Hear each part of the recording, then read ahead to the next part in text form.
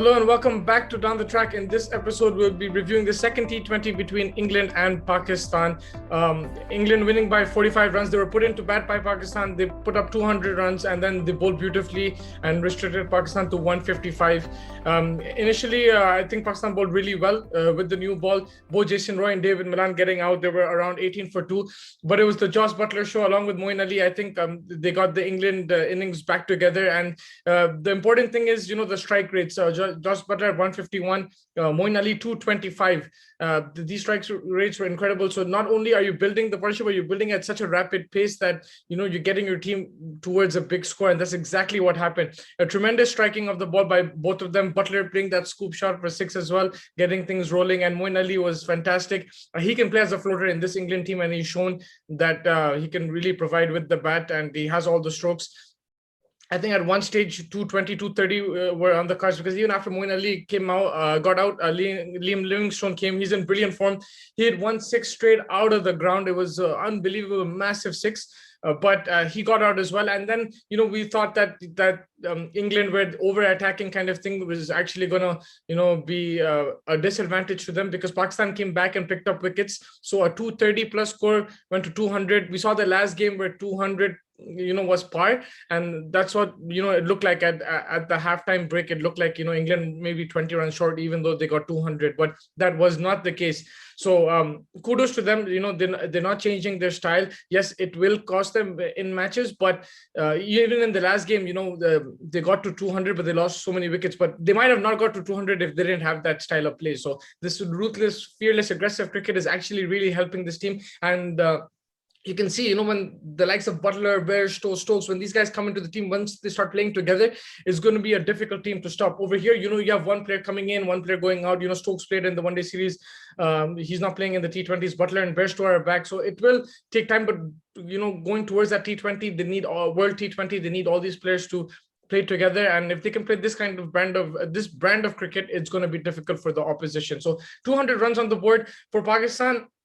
Hasnain was very, very expensive, but he picked up a couple of crucial wickets of Buttler and Moeen Ali. If he didn't pick up those wickets, England would have got 230. So I actually felt that they bowled decently. It was a really, really good wicket to bat on. 220 was really on the cards, but of course, again, fielding was a bit sloppy here and there. They need to be even with the lines and lengths. Sometimes they're a bit too short. They'll have to work on that. I think Imad Wasim was pick up the bowlers. He bowled really well, picked up a couple of wickets as well. But the likes of Haris Rauf, Hasnain, they need to be a bit more accurate in their bowling. I think Shadab bowled brilliantly, so did Shaheen Shah Afridi. So it wasn't that bad of a bowling performance, especially considering, they got off a really good start with the ball, but then, Buttler and Moeen Ali, Liam Livingstone, they're going hammer and tongs to restrict them. Then I think it was a good effort, especially getting them all out.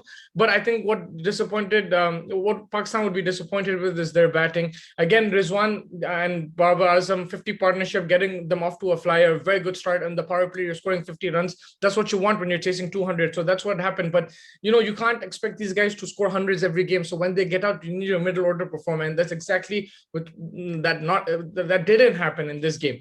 So Babar Azam fell, Mahmood got him, then Rizwan cotton bowled by Rashid.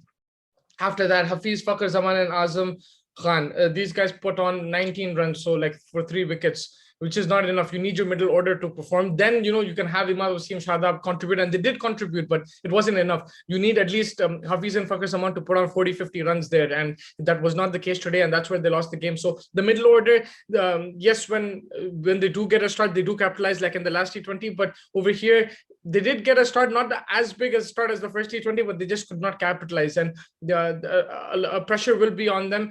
Azam Khan, again, there's a lot of talk about him. He will have to show something in the next T20. Otherwise, there are other options waiting in the wings. Shoaib Maqsood also, he is an aggressive batsman, just could not get going. So these guys will need to pick up, especially the middle order, and that's where Pakistan lost the game. I felt that if their middle order scored maybe 70, 80 runs put together, they would have got closer to that target. They do have batting till Shadab, so so there are options there. So there's plenty of batting. There's nothing to worry about in that sense. But there needs to be some responsibility. Of course, like, you want to play aggressive cricket in T20, but you have to also see where your strengths and weaknesses are. So you have to play accordingly. I think Babar Azam and Rizwan are a good opening pair. It's just that the middle order need to back them, because you can't expect them to have 100 run partnerships in every single game.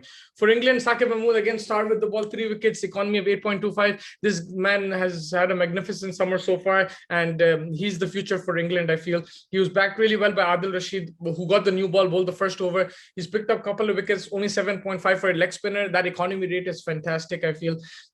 Chris Jordan just bowled the one over.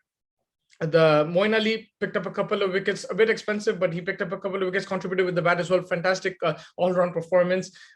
Parkinson, I think today was really, really good. He's got hit in this series, even in the one-day series, but today 4 overs, 25 runs, a wicket, and economy of 6.25. Hats off to him. I think he's really improved his game, and it's all about improving from here for him. For me, like the start of the game, it has to be Moin Ali, because he's contributed with the bat and the ball.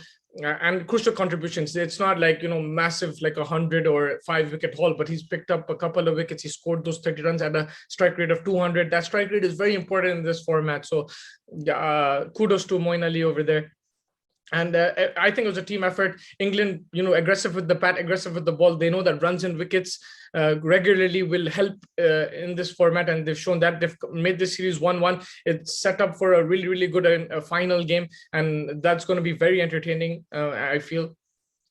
Pakistan are still in it. They've shown in this format that you can't take them lightly. They do have a lot of talent, but they have to play the match situation accordingly. They can't just rely on their top 2 batsmen. When Babar Azam doesn't perform, how are they going to react? And that's, today they unfortunately they couldn't. But the likes of Hafiz, Fakhar Zaman, Shoaib Maqsood, they need to step up and take responsibility. With the ball again, Imad Wasim really makes this attack along with Shadab a bit stronger. They have the fast bowler Shaheen Afridi. Yes, he looks a bit tired, but he's bowling well, especially in the T20 series. So they do have bowlers.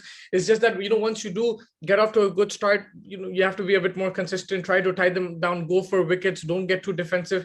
Go for the kill. That's what England did, right? Like Pakistan got off to a flyer, but England kept going for the wickets, and that's where they won the game. If they try to restrict Pakistan, put defensive fields, bowl defensive lines and lengths, Pakistan would have won the game. So it was going for the wickets, and that's what Pakistan will need to learn from England. And it all sets up for an incredible final game. It could be either team could be winning this. It's been a really good series. Good to see packed crowds.